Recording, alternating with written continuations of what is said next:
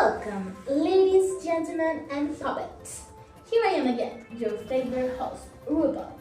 Today, in a new episode of Puppet History, we're going to talk about the most interesting topic in the world.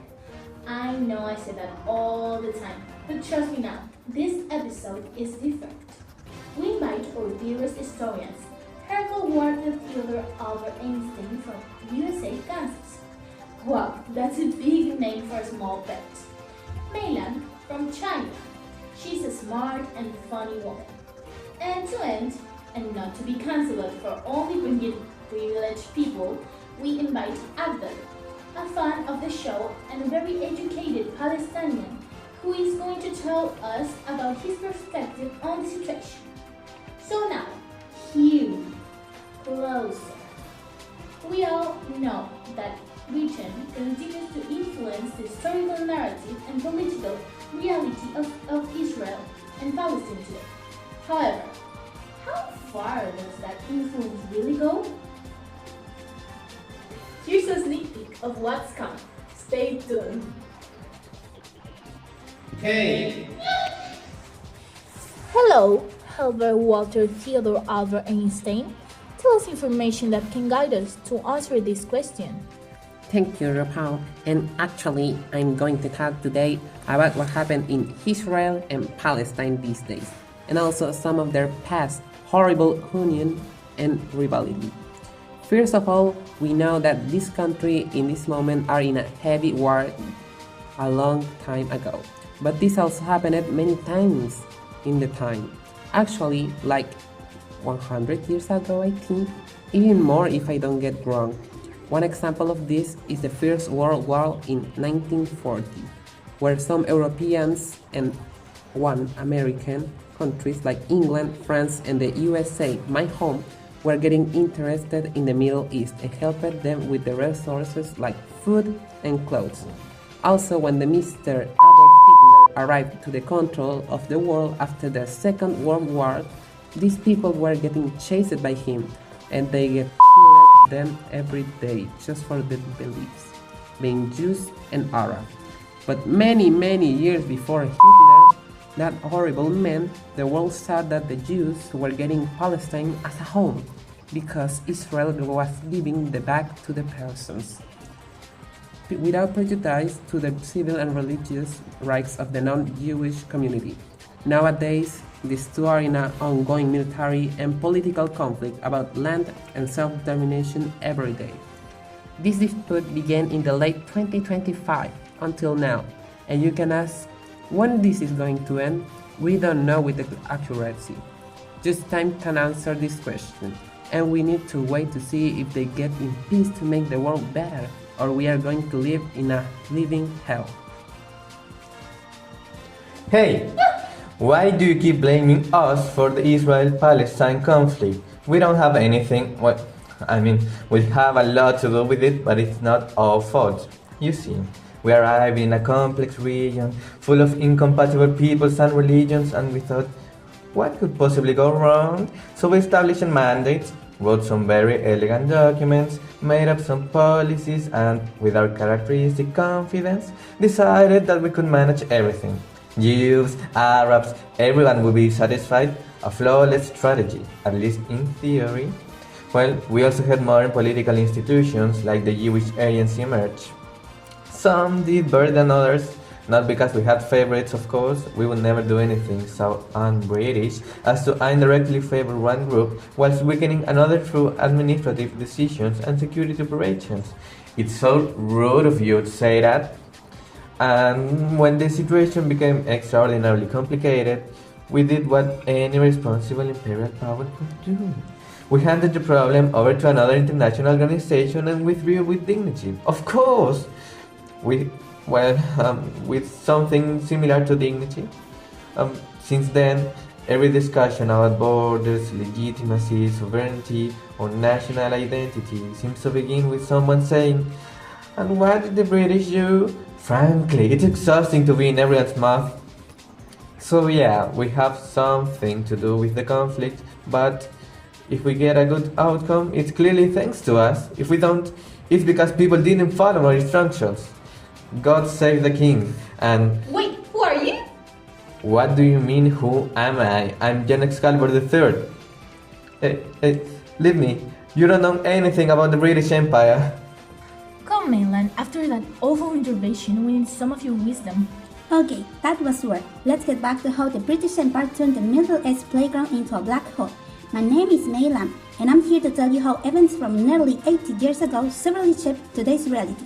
Picture the scene. The year is 1948. After promising the same land to the Palestinians and Jews, the British, fed up with the mess, they packed their bags and didn't even bother to say goodbye, leaving behind the disaster they created. The day after their retirement, the Jews declared the State of Israel. For the Palestinians, this was the Nakba, the catastrophe. 700,000 people were expelled from their homes. Imagine leaving your house with barely the shoes on your feet and being told you can never return. But here's the bit erased from the record to make you think things were always this way. For nearly 30 years, when Jews settled on Palestinian lands, the British allowed the Jewish community to build complete institutions. They had their own unions, school, hospital, and even a shadow army. When the British left, the Jews had the skeleton of a state ready to function, and the Palestinians, their institutions had been dismantled through repression during the revolts. They were left without structure, without clear leadership, and without a state. Palestinian culture was practically on the verge of extinction. Today, everything you see in the news bears the fingerprint of abandonment. The borders no one quite knows, the settlements growing unchecked, the abyssal economic gap between a tech-savvy Israel and bloc-bombarded Palestinian territories. It's all an echo of that colonial management. The lack of culture is a consequence of these actions. The British thought they could play divide and conquer, but what they did was divide and run. They left behind fire that's been burning to over 75 years, and they made the whole world believe that Palestine was a never great country, but rather intruders in their own land. That, my friends, is how not to manage a shared apartment. Welcome, Abdul. Hi, I'm Abdul, and I'm going to talk about my country and the context behind this war. This war has been going on for centuries. We've had a somewhat peaceful existence during the Ottoman Empire, mainly having issues with our borders and with Jerusalem. The town, alongside religion, are our main problems, with the city having a holy connotation and great value to the Jews, the Muslims, and the Christians. The Jews believe that it has to be restored before the return of the Messiah, and the Muslims a lot of times justify violence against Israel in the name of Islam, of the Judgment Day. Both religions have attached the other and Jerusalem, not caring for the civilians or what the consequences can be. Then we have Britain giving us a false hope of independence.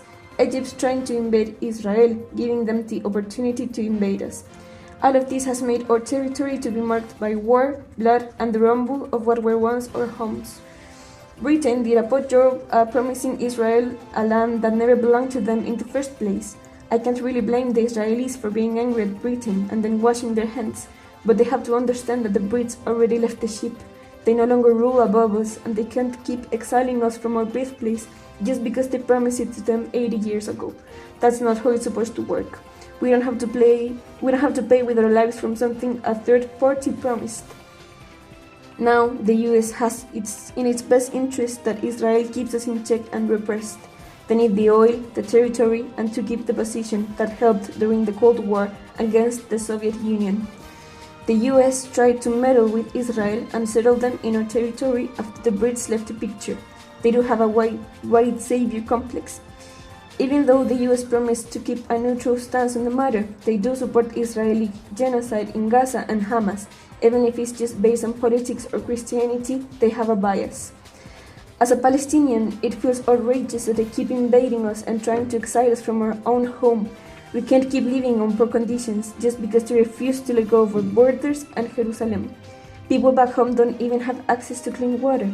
I miss my family, but I can't go back to living in poverty and with the fear that a bomb is going to kill us any minute. Thank you. Okay, we've seen the drama. Oh, things got deep for a second. We can't deny that this is an important and difficult topic to talk about because it involves so much memory and feeling. I think if we go back to our question, is it clear as a glass? Let's answer it. Britain started the whole thing by making empty promises. They promised the same land to two different peoples, Empowerment one-sided institutions while leaving the other completely exposed. And they just wash their hands of all to get out. However, blaming them for everything happening today will be naive. Britain started, yes, but over the last 75 years it has turned into a global problem. Global powers and the decisions made along the way have only made things worse, causing the conflict to evolve into what it is today. We can rewrite the past, but understanding it, how it started, is the only way to see how we got at this point.